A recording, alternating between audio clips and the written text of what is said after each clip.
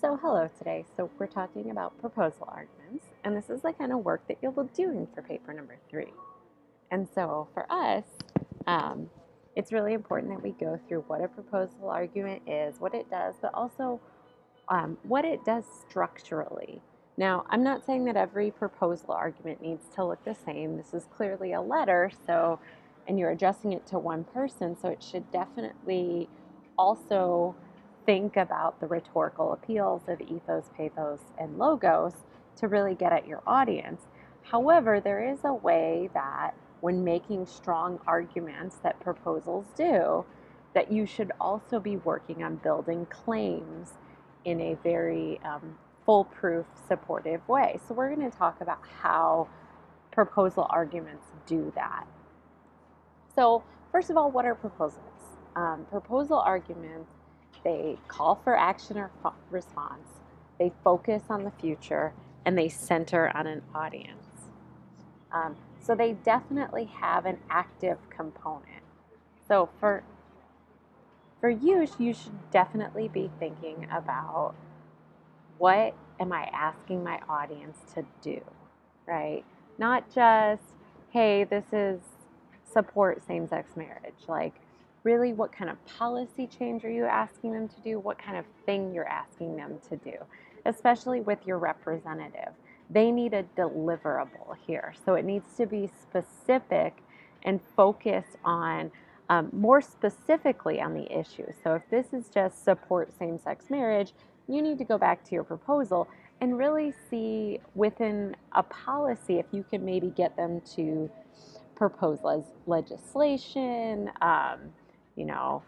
think about voting a certain way on a bill, think about getting them to consider a certain policy change. So really thinking about action and deliverables here, not just sort of, this isn't a general argumentative essay in that way, because you're focusing on a person and you're focusing on an action.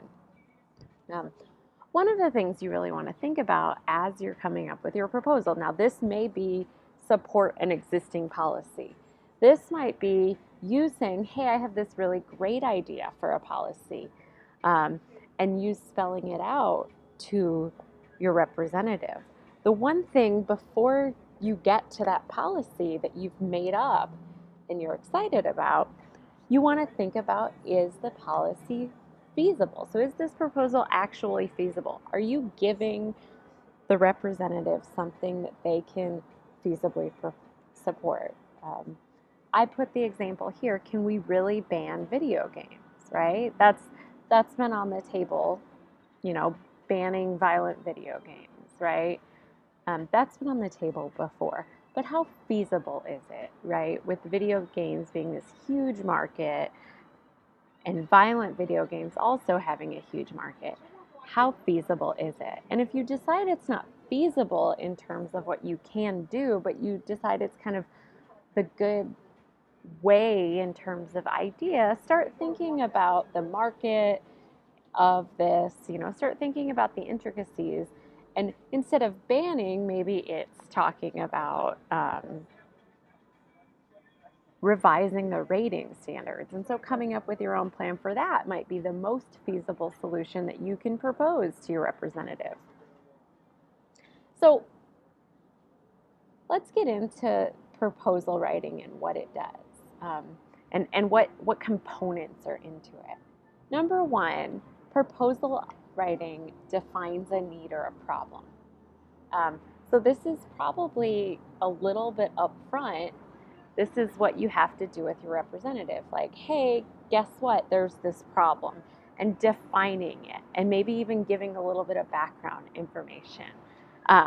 So you want to make sure that you're painting a picture of the problem in a concrete way, right? Letting the representative know, what's going on with this issue, and why it's important to them, right? So for instance, and if you can't answer that, if in researching your representative, you're like, I don't know why,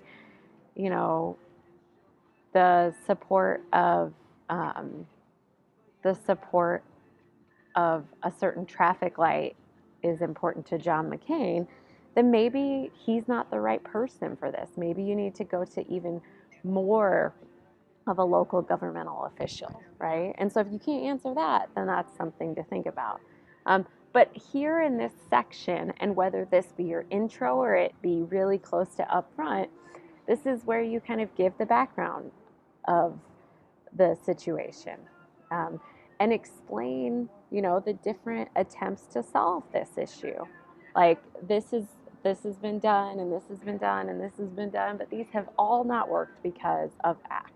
And that's where you can really set the stage for them to see your solution as the best solution, right? As everyone's tried all this other stuff, but they haven't looked in this corner. And in this corner is where I found this solution. And then you kind of spell it out. So proposal writing has a thesis. Now, again, this could come, if you're taking a long time to set up this background, your thesis could come sort of closer to the middle of your letter. Now, it also might come up right at the beginning.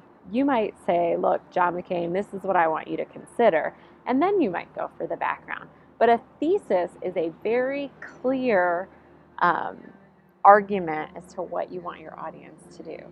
So here I said, video games should be banned because they are harmful to children's development, they provoke violence, and they have no educational value. So one of the things that this thesis statement does is it's very direct, right? It's not, I think, perhaps this, but it's very direct and to the point. The other thing that this thesis does is it talks specifically about where I'm headed there. So in the rest of this letter, I would be talking about banning video games for these specific reasons. But the other part of this is I would need to go through and show how I would go about banning video games. So beyond that, you also need major claims, right? So if you have this really great, strong thesis, but you don't have any background or support for it, then you know what? You're basically building a house that just caves in because you have no support. So like that's the structure of a strong argument. A strong argument is only held up by its support. You can make a very clear thesis that's argumentative and great, but without good supporting claims, there's nothing holding that thesis up. So it shows and illustrates your thesis. These major claims, they show and they illustrate your thesis. This could be for a policy proposal. This could be, showing the strengths of this policy. This could be showing outcomes of this policy. This could be really just spelling out some of the specifics of this policy and showing why it's the best. Now, in terms of major claims, I think that you should probably have more than one. Like if your thesis is that video games should be banned, you can't just say only for this reason or this is my only support here, right? Because a house with like a support right in the middle is, it's supported, but how well is it supported? So there's no set of number of claims. Maybe you have two really great solid claims and that's enough. Maybe you have 4. Maybe you have a lot of really good reasons that you're going to explain within the letter. And that's really great too.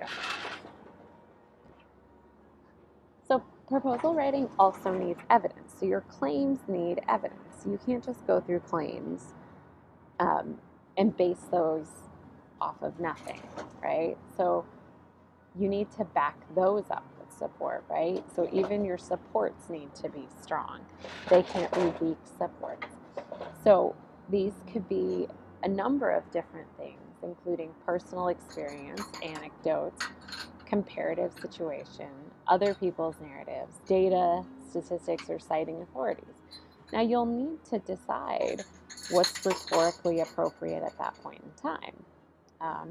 So, having all narrative experience might not be appropriate to support your claim because maybe using data and statistics will help as well. So really writing based on your situation and your audience and the information, the claims that you're putting together. Like if you're putting together a claim that Michael Crow should lower the parking at ASU by, $300 per parking pass, or that he should radically restructure it, you're going to need some comparative situations. So what happens at other campuses, right? You're also going to need to cite data and statistics, because Michael Crow's not just going to go off of student narratives. Now there certainly is a place for student narratives here as to the woes that they've had with parking, and that's great. But in order to make a well-rounded claim there, you can't just rely on narrative data. So that's where, as a writer, I would need to look at that situation and look at my audience and look at what my audience might need in order to make a really strong, in order to decide what evidence I'm going to draw from. So one really popular way of organizing arguments are the Toomlin method. And so in the Toomlin, there's a huge claim, right? The overall thesis. And then you go back and forth through these different things. Data, so it's evidence to support the claim. A warrant, which is an explanation of how the data supports the claim. Backing, which is any additional reasoning that may be necessary to support the claim. The counterclaim, and then the rebuttal, so being able to bring that in. This might be a useful organization method for you, and it might not. I just wanted to give that to you as an example. Again, this is where you think about how you're getting your audience, your specific person, through the research that you've done on them, their background, what kind of background they need on this in order to accept your proposal.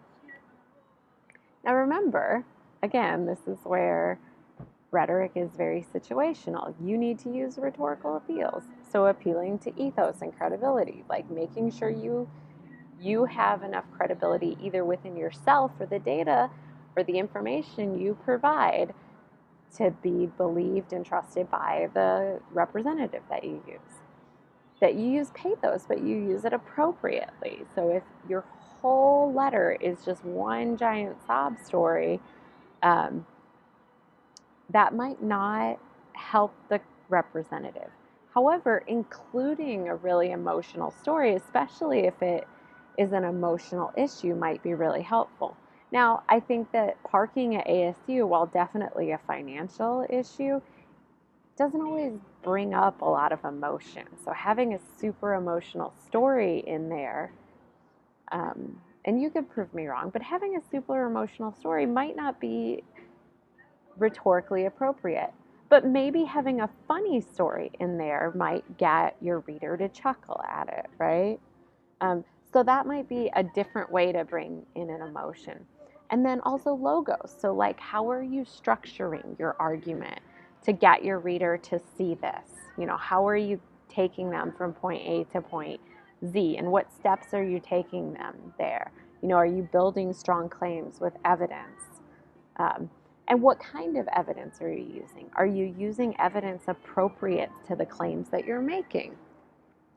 And so all of those help us think about proposal writing as rhetorical as well. Okay? So good luck on this, and thank you. Oh, and I guess that's the other thing. Sorry, I forgot that I put this section here on conclusions, because students are always asking me, like, what do I put in this conclusion? You might want to do a couple of different things. You might want to leave your audience thinking. You might want to repeat ideas, and you might want to tie up loose ends.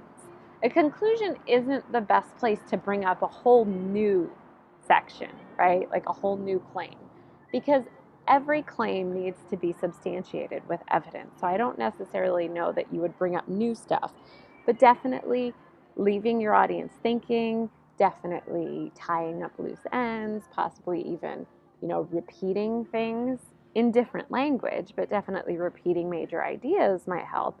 And then also, one of the things that's good measure in a business letter is to thank them for their time, and you look forward from hearing from them, or you look forward to seeing them vote your way on this issue or something. So that's really a good way to conclude, and it definitely adds to ethos and it adds to pathos because they feel good about reading your letter and responding to it. So, and they feel like they have a personal connection to you after that. Um, so, and again, this is the last. So, good luck on paper number 3, and I look forward to reading these.